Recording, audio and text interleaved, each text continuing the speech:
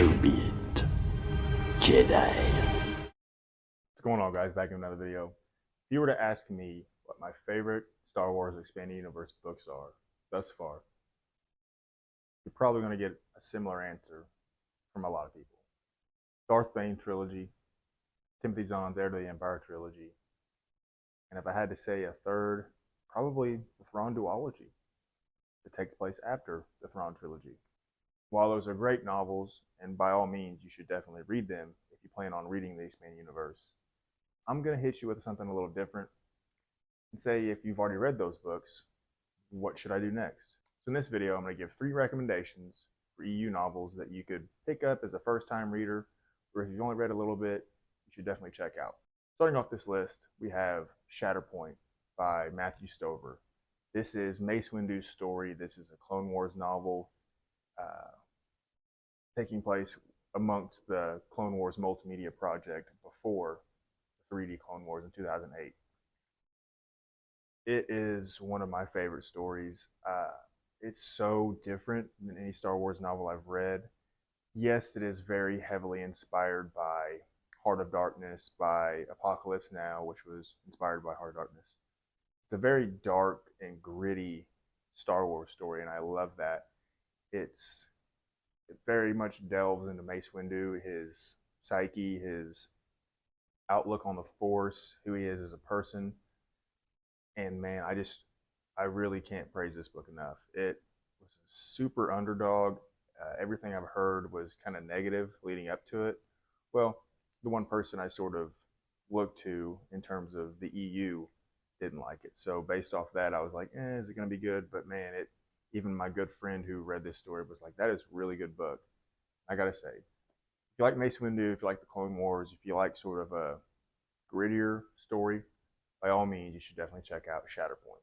Moving on to another story that I guess you could say is sort of dark. It's depressing. It is Kenobi by John Jackson Miller. I gotta say, a lot of this story isn't very crazy and nuanced. But if you're a diehard Kenobi fan, if you're a fan of Obi-Wan, if you want to see how he felt just after the events of Revenge of the Sith, this is a great story for that. You see him struggle with trying to be a Jedi in hiding, trying to contact Qui-Gon, trying to hold on to what's left of the Jedi Order, to do what Yoda asked him to do. You see a lot of character struggle, and I think character struggle is great storytelling, as long as it makes sense. By the end of the story, you're going to feel satisfied, I believe. It's not my favorite, but it's definitely a solid book. As I said, if you're a fan of Obi-Wan, if you want to know how he feels after Revenge of the Sith, between Revenge of the Sith and A New Hope, definitely check out Kenobi. Moving on to our third recommendation, and this is sort of cheating because it's a series, but hey, if you like the first book, by all means, keep going. And that is Michael Stackpole's X-Wing Rogue Squadron series. I went into this story thinking I wasn't going to like it, just because in your head you sort of think about, how are they going to tell a story about X-Wings and starfighters in the Star Wars universe and make it interesting while you're reading it?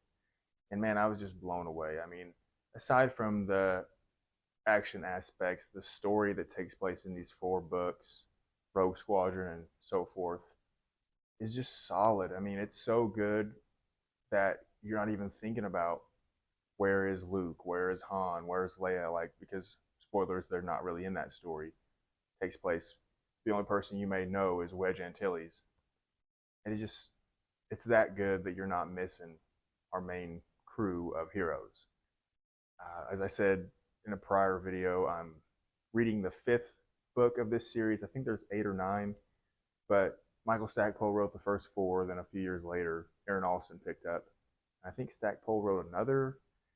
It's messy, but even reading the 5th book, I'm a little ways in, and it meshes right in perfectly. Sort of the events of first 4 books is referenced, of course, it takes place chronologically, but you're not feeling like there's a disconnect. It just flows right, smooth.